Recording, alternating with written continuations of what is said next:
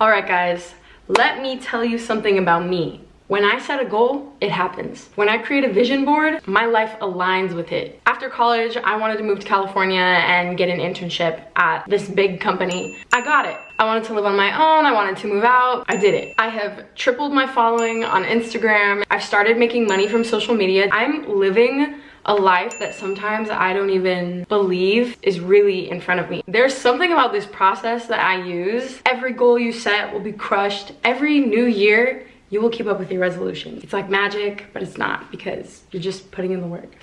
I'm about to talk to y'all right now. Making myself a cup of tea because we're about to chat.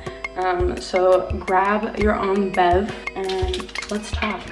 Everyone hates New Year's resolutions. They're overdone, they never come true. It's like impossible to keep momentum once January is over. And so people think, what's the point of even making them at all? And I'm here to say, I completely agree, but there's more to it than that. I think that the key is to stop thinking about it like a New Year's resolution. Goal setting is more of a continuous process. Hi, I'm Sienna, and I'm going to be talking to you guys about not average New Year's resolutions. I'm gonna walk you guys through my process. So I actually took this journaling method and I put it into a worksheet. I will put the link in the description for anybody who wants to download it or access it.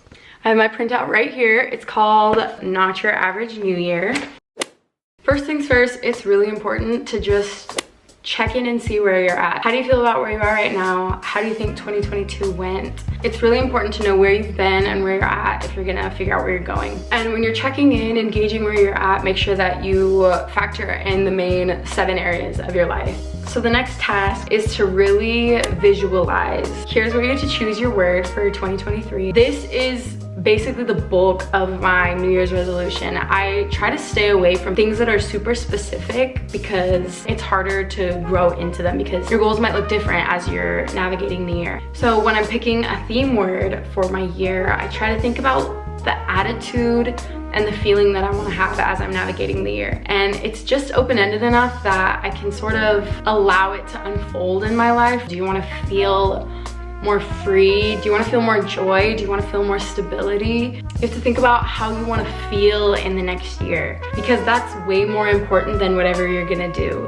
It's also important to think about how we want to change our thinking this year. If you don't change the way that you think about your life, nothing is going to change.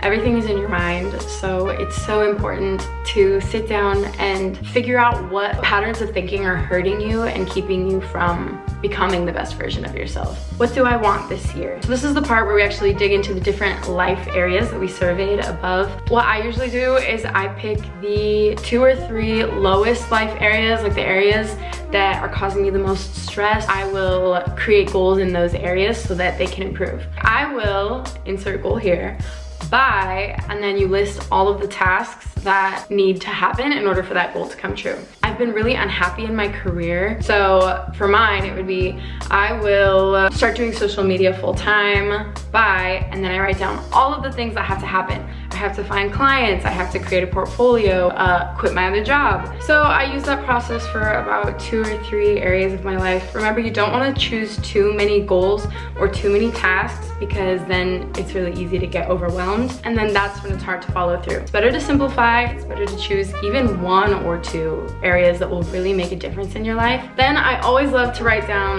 one crazy thing that I want to happen that year. Something that feels like it is just not gonna happen. And then if it doesn't happen, that's fine. But I think when you write something down, it becomes 40% more likely to happen. Why not increase your chances? Now it's time to plan our actions. So here's where I take all of the tasks and I schedule them into my year. Try and spread it out pretty evenly. Again, I try to only have like 3 big tasks per month. If it's like a lot of smaller tasks, then it's not as big of a deal. And then once those are assigned to the time of the year, schedule it into your week or into your day and just put it on your to-do list. And then once it's planned, it's really hard for it not to happen. You already have it written down, you know exactly what you need to do. I think a lot of what keeps us from actually accomplishing the things we want to do is we don't know what has to be done. Sometimes it's just the clarity that really helps. And finally, at the end of every season, I love to reflect what worked, what didn't work. Am I on track? Am I behind? Do I need to remove some tasks? Do I need to add some tasks?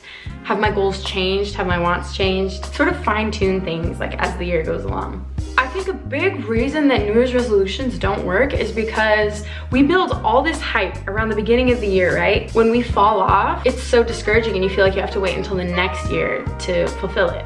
That's why I love to do things seasonally. It's like creating little checkpoints throughout the year. Anyway, that's the worksheet. It's just something that I love to use and I figured I would share it because I have a lot of goal-oriented friends on here. So a couple of tips about setting these goals. Be delusional. Start saying that your dreams are going to come true. Start speaking like they already exist and they will happen. Your words have so much power.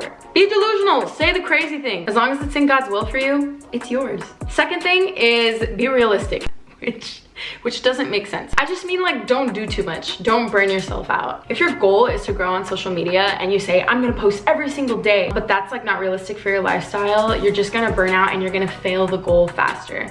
It's better to say, okay, I wanna grow my social media following. What is realistic for me? Posting like 2 or 3 times a week is probably fine. You're a lot more likely to reach the goal if you're consistent for a whole year than if you like post a whole bunch for a month and then you burn out and you hate it. So it's important to be realistic with what you're asking of yourself. I believe in flow. I believe that when you do what feels right, the results come to you. I also want to say, put your goals somewhere where you will see them every single day. Finally, I just want to encourage you that you create each goal and each task to be something that will add to your daily life. If you're setting goals and then your quality of life is going down, those probably aren't the right goals because it's really all about the present. There's no guarantee that we're going to reach any of these goals. There's no guarantee that we're gonna live to tomorrow. So if these things that you're setting out to do aren't adding to your life every day, then don't do them. If you wanna make your bed every day, make sure that you enjoy making your bed every day. See how you can romanticize it, like make it fun. Enjoy where you are now because it's the only place that actually exists. Anyway, I could literally talk about this forever. I feel like I just sort of like brain dumped. I hope it all made sense. Yeah, anyway, check out the worksheet if you guys want. Let me know your thoughts. I hope it's helpful to someone. But that's all for now. Thank you so much for watching. I'll see you next time.